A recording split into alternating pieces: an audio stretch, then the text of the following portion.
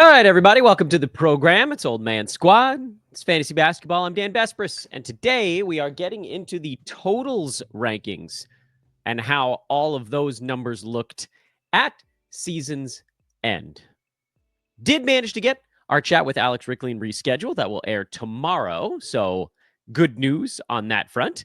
But today, it's going to be a dry one, folks. This podcast could use a little moisture, I think. So here's what we're going to do on the total side. We're going to do it a little bit like we did on the per game side. And basically, we'll start by going through effectively everybody in the top 100. And maybe we could have done this before, do a per game and totals for each player as we went through, but I thought that would have taken way too long, taken us like 4 shows just to get through the top 100. So instead, on the per game side, we got through like the first 60 or 70 names in one program. We finished it up in the next, and then we started to pivot into more of what the kind of areas of the draft board meant from an analysis standpoint.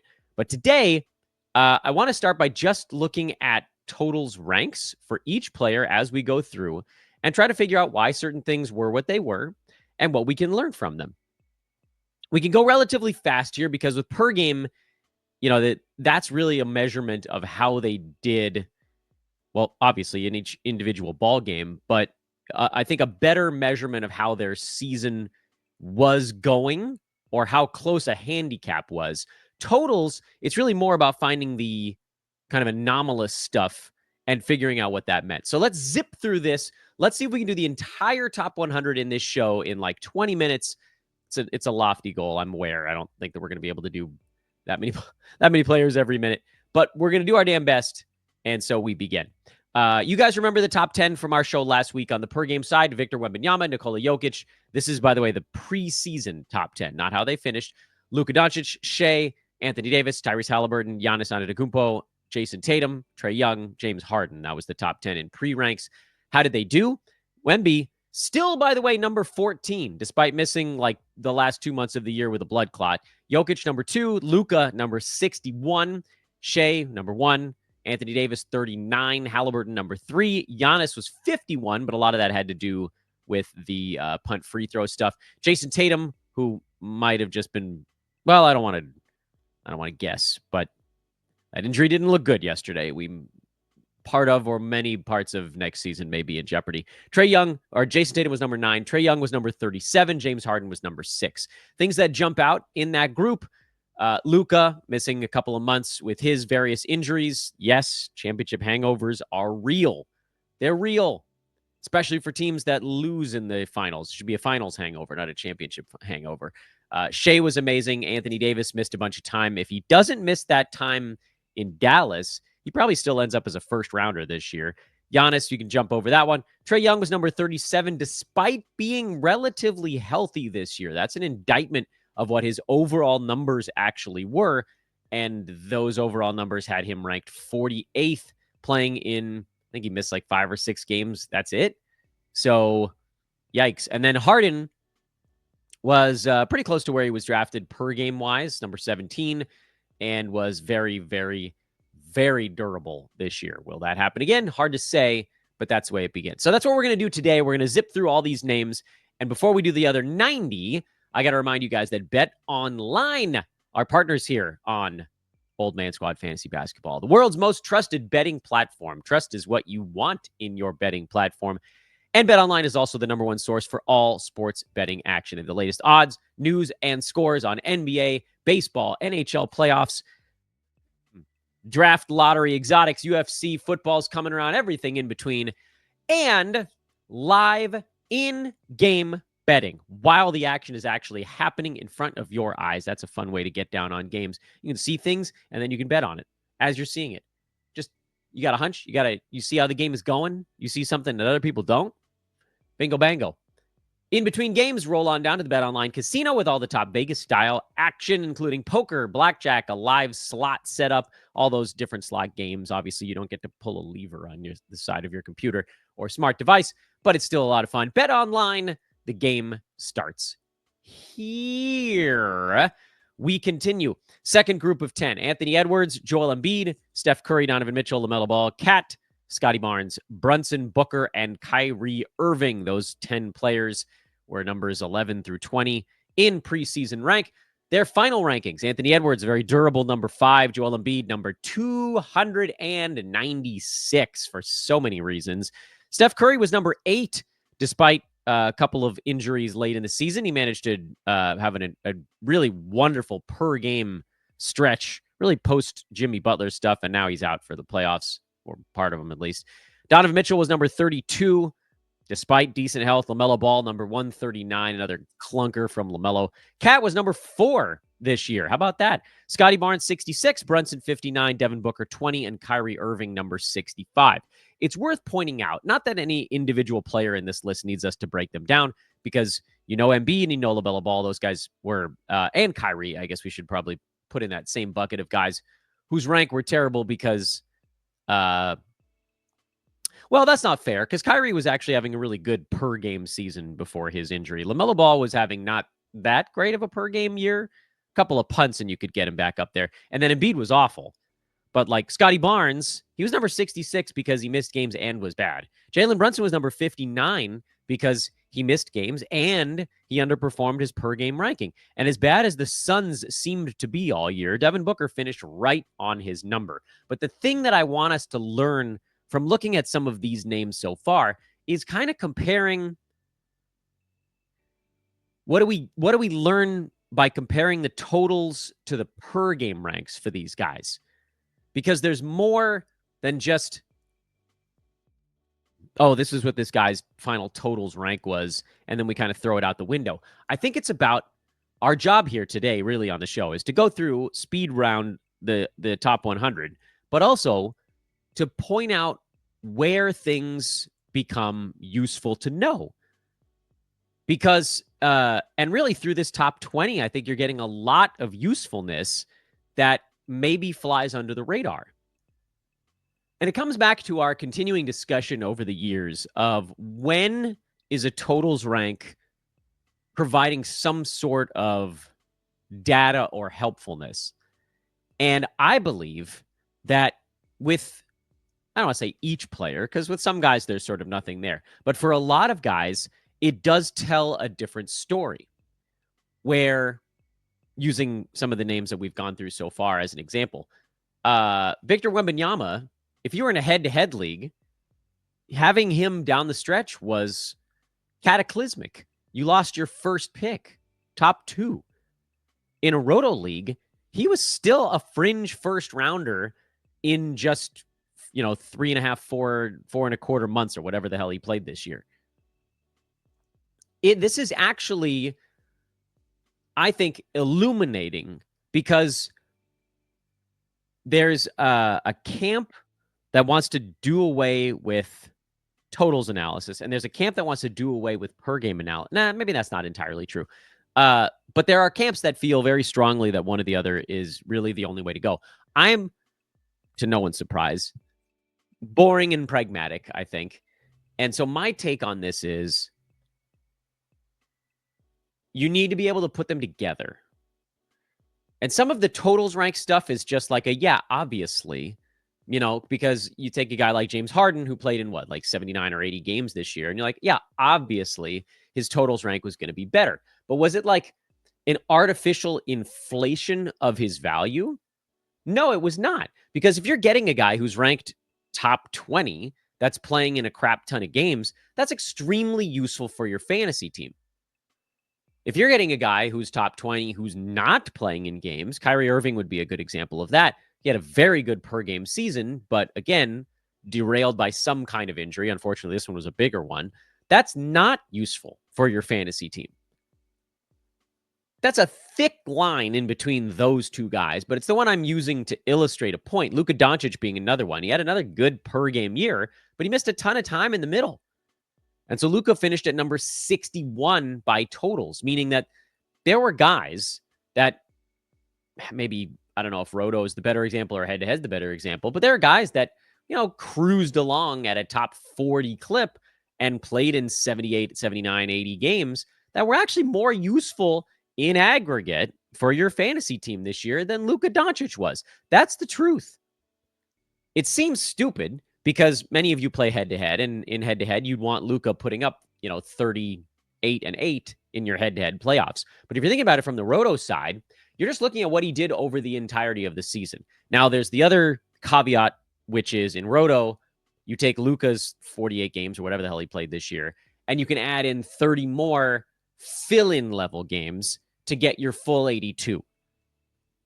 So with a games cap, that becomes the calculation, which is what's actually more valuable. How many games did Luka actually play this year? Was it 50? I think it was 50, right on the nose. In a games cap format, you get 50 games of Luka and 32 games of probably like a top 115 kind of fill-in guy. So call it 50 games of Luka and 32 games of DeAndre Hunter.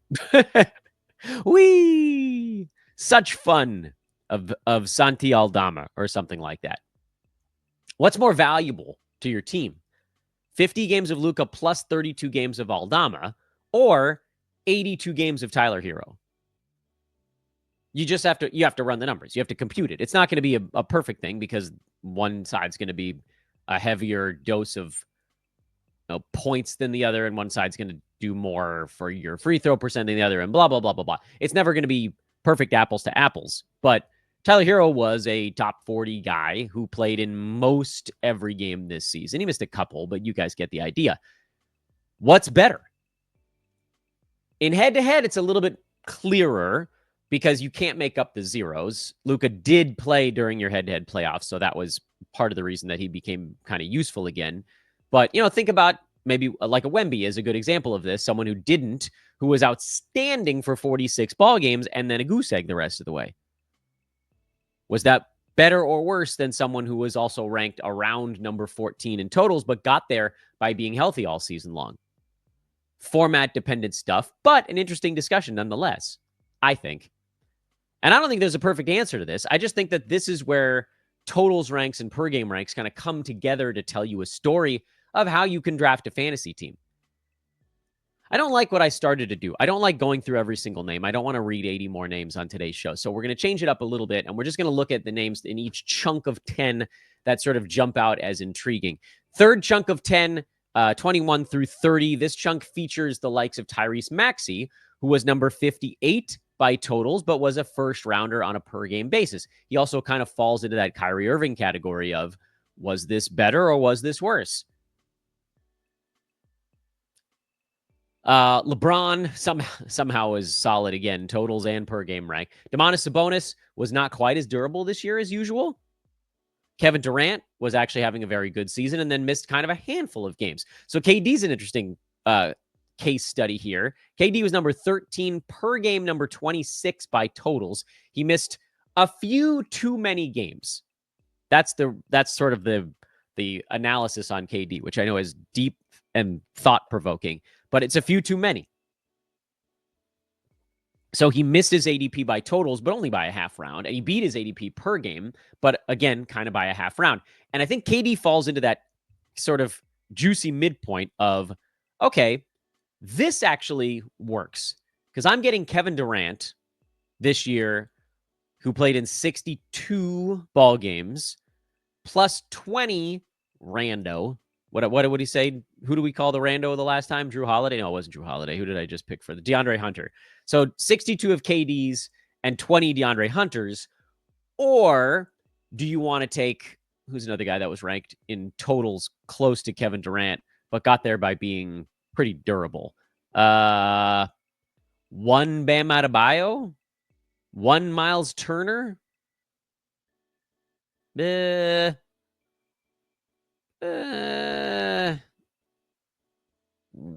One Austin Reeves. I mean, obviously Austin Reeves because he was a draft day value.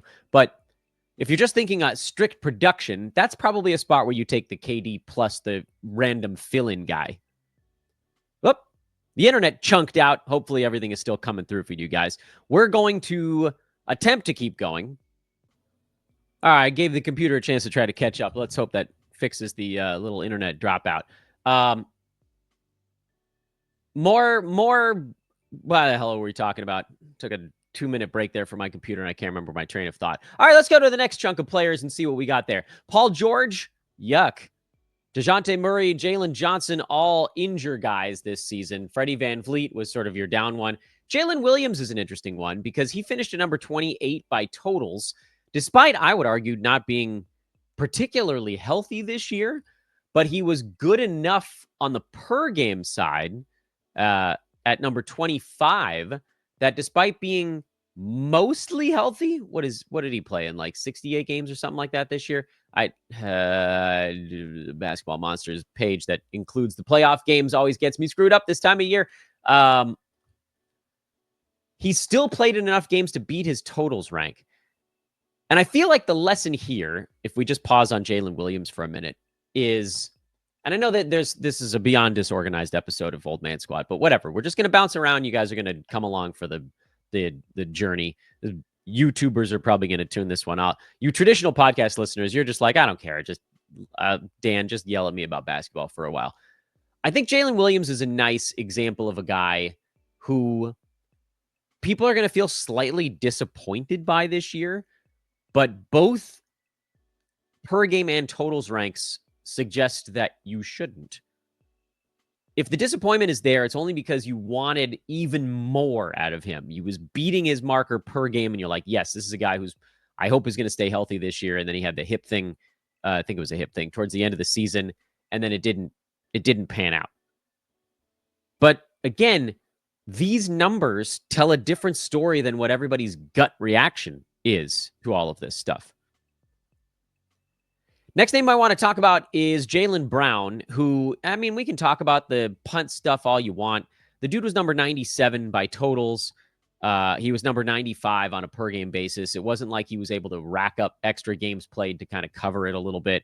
He's a guy that's just basically always going to be a little bit overdrafted.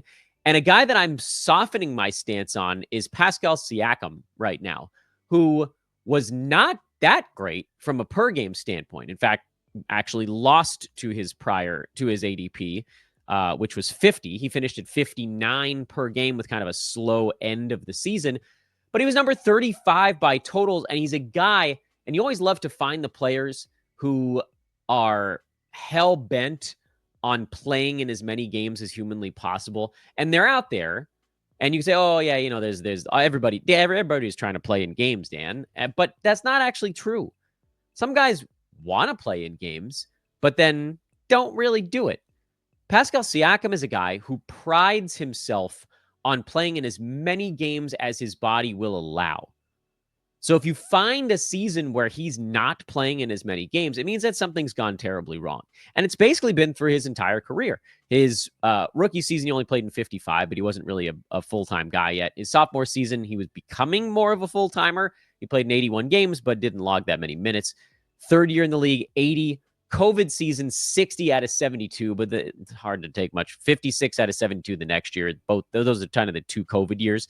Then back up to 68, 71, combined 80 between Toronto and Indiana last year, 78 with Indy this season. He just plays. And there is, and I'll admit it, I wasn't super high on Siakam coming into this year because I was like, what is this guy really? He's just going to sort of like bonk along in that 50 to 75 range, and he's going to give you some scoring and some rebounds, and his field goal percent is going to be okay. But like, what is he truly elite at? Siakam is elite at playing. And this is the kind of time that, like, you're still, at least in my opinion, you're still in the window of players where being durable is useful. Would I want to take Pascal Siakam with a second or third round pick? Absolutely not. Because he finished at number 35 by totals, but I don't think that makes him a third rounder. He went where he belonged, which was around 50, and he'll probably go there again next year.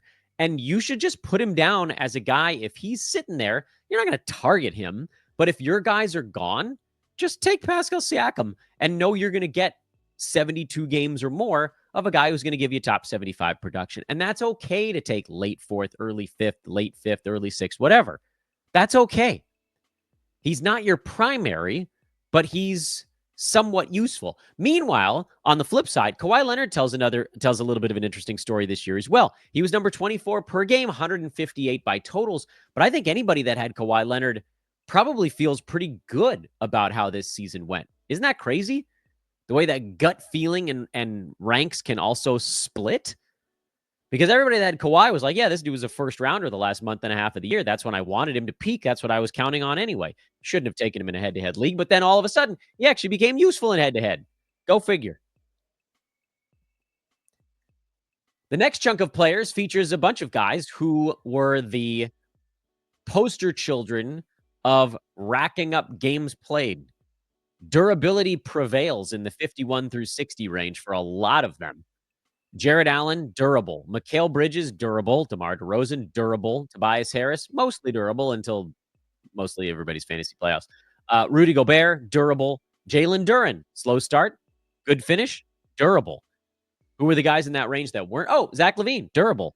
Nikola Vucevic, durable. DeAndre Ayton, not durable. But it's an interesting group here. And I don't think it's always going to be this way, but this is the Jared Allen corridor. You're seeing it before your very eyes, minus Miles Turner went in the round before, and Adebayo went like a round and a half before that. But this is the Jared Allen corridor. Pascal Siakam, who, again, almost all of these guys, Siakam, let's zoom out a little bit so we can see everything at the same time. You guys might not be able to see it because it gets small. But here's Siakam, 59 per game, 35 totals. Duren, 85 per game, 47 totals. Gobert, 67, up to 46 by totals. Harris, 80, up to 57. DeMar, 70, up to 41. Mikal Bridges, 81, up to 42. Jared Allen, 61, up to 13. Pinnacle of durability. Miles Bridges, a little bit less durable. Zach LaVine, 66 per game, 48 totals. Vooch, 20 per game, 12 totals. Now, Vooch also had a good per game year, so that one was kind of like a double ring the bell. But this is the group of players. And after this, I would argue kind of the opposite. We're now near the back end, maybe not all the way, quite all the way there, where durability is still a really big deal.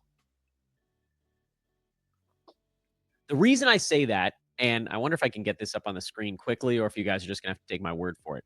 You might just have to take my word for it. Right around pick 70 or player 70, not pick 70, is kind of like the cresting point of where players are actually doing more good than harm to your fantasy team. Now, obviously, in head to head, you want to roll up stats. And this is only compared to, like the top 200 players in fantasy basketball. But it's a nice way, and Basketball Monsters page does a good job of illustrating this, where you really want more from your guys. It's somewhere between like 65 and 90 that's the case. Once you get outside the top 90, more games from those dudes isn't really that helpful for your fantasy team in Roto. In head to head, yeah, obviously more games is helpful, but it's a little bit of a different thing. You're more kind of category hunting in head to head. You're looking at almost all the guys outside the top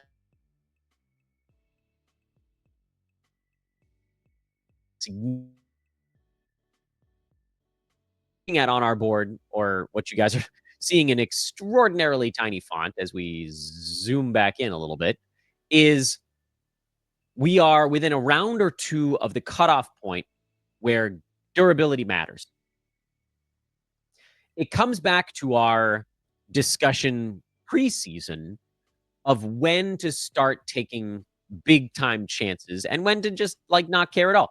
Mikal Bridges, by the way, might actually be already an example of someone where the durability was kind of like, meh, do I really care?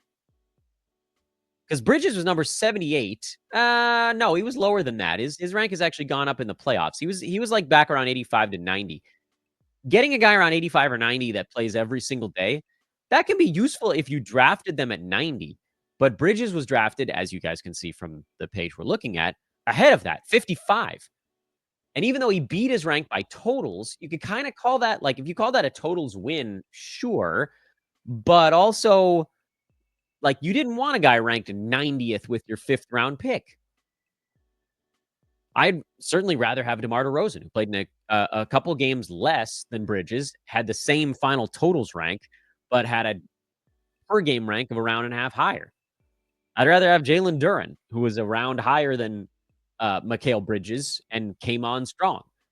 I'd rather have Zach Levine, who was slightly behind him, but and played in a few games less, but again, was better per game in there.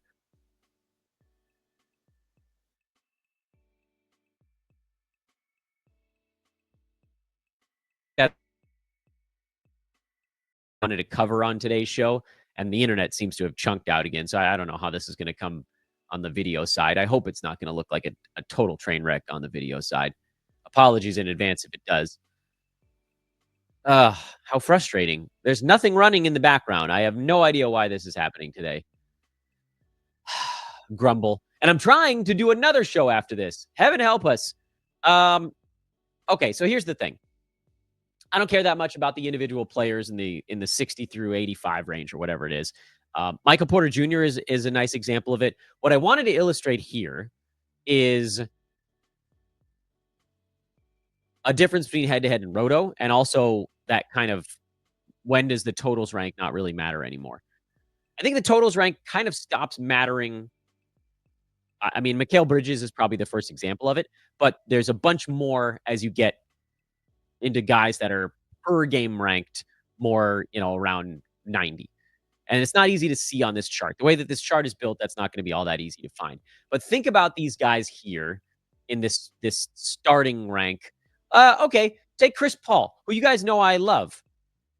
Chris Paul was ranked on a per game basis number 84. He played in every single game this year, so by totals he was number 43. He's basically the same as Mikal Bridges.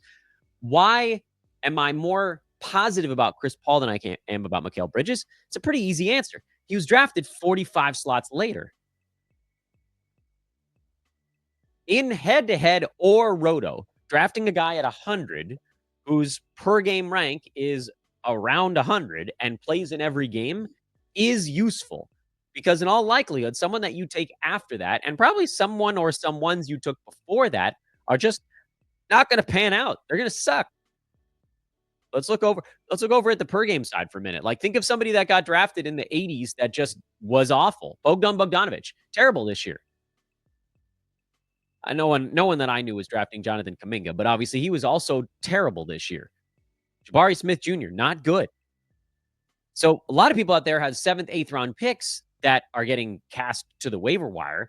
So getting someone like a Chris Paul after that is extremely useful. Whereas taking a guy like Mikal Bridges at 55, not really where you'd want him. You'd rather have all these other guys around him that are putting up better per game numbers with pretty darn good durability. Now, on the other hand, if you're looking at someone like a Brandon Ingram versus Mikal Bridges, or hell, even Tobias Harris, just as I can knock my own self in the nards a couple of times on today's show, Mikal Bridges and Tobias Harris had basically the same per game rank this year, and Bridges played in more games than Tobias. So obviously, between those two guys, you'd want the dude who plays in more games if they're two not outstanding picks at the same spot. But in the 5th round, you're still looking for guys that have a little bit of per game potential blended with durability. Let's take this off the screen for a minute because really, I don't want you guys to get lost in the names on the board. This is more about the actual thought process behind it, which is, again, when you look at these rankings, the per game rankings, the total rankings, all that kind of stuff, the way to win your fantasy league is to get good players who don't miss games. Sounds simple enough. It's not that easy in actual practice. But that's the way to win a fantasy league. Get good players who don't miss games. It's hard. A lot of the good players miss games. In Roto, you're afforded a greater wiggle room of who you can tackle because a good player that misses a few more games, it isn't that big of a deal for your team because you can fill it in with a whole bunch of DeAndre Hunters. I forget who we used to pick there. We're going with DeAndre Hunters this year. He's your fill-in play. Top 120 kind of dude. Head-to-head, you can't fill in. So all of this comes back to one prevailing point. And then on some show, not tomorrow, because tomorrow we're talking to Alex, but at some point here in the next couple of shows, we'll get to, was there a pattern to how the totals ranked played out in like a similar to the patterns we were trying to find on the per game side? The main point is with head-to-head, you need to look at totals rank a little bit longer. Because a guy with big-time upside that doesn't play, those zeros kill you. They kill you. especially if your league doesn't have IL plus, which I know the Yahoo Public leagues don't. How far back is it? Debatable. I don't think there's a perfect answer to that either. But with head-to-head, I value durability through about the top 90. With Roto, I only value durability through about the top 75. And frankly, with head-to-head, you could push it back to the top 100, maybe even 105. Because if you look at the guys that were per game ranked around 100, 105 in head-to-head, there's some guys in there that were actually pretty useful for your fantasy team, depending on where you drafted them. Naz Reid being a nice example of it. Slow start, big middle, slow conclusion, kind of slow playoffs, relatively durable this year. Naz Reid was useful front to back this season. PJ Washington, when he was healthy, he was useful this year. He wasn't durable, so he's not a great example for what we're talking about right now.